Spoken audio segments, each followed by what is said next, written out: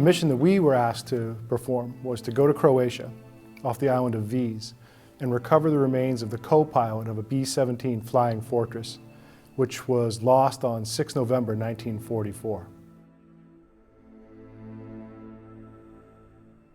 This aircraft was lost on its first combat mission. It had only been in the European theater of operations for about 3 days. It hadn't even had a chance to have its insignias painted on it yet. It's a war of attrition, part of the strategic bombing campaign in World War II, where the Allies were focusing on knocking out the Third Reich's oil production and their transportation centers. So bombing marshalling yards for trains and bombing refineries. So this aircraft set off on a mission out of Italy with dozens of other bombers to bomb Vienna. But Vienna was the primary target and it was obscured by clouds.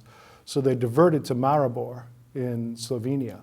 So over Maribor, a flak burst came through the fuselage and a piece of shrapnel caught the co-pilot in the head and killed him while they were over the target.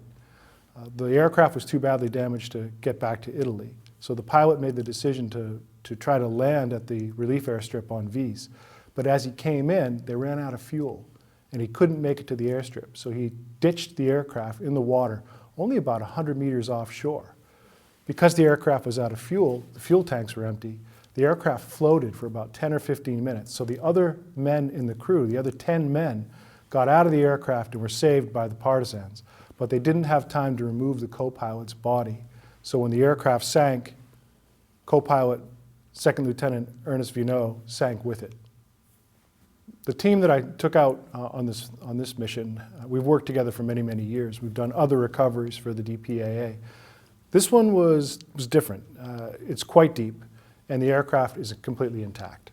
So that gave us some new challenges. The first was, because of the depth, we only had 25 minutes on the bottom, followed by more than 2 hours of decompression through the water column so that we didn't get the bends, decompression illness.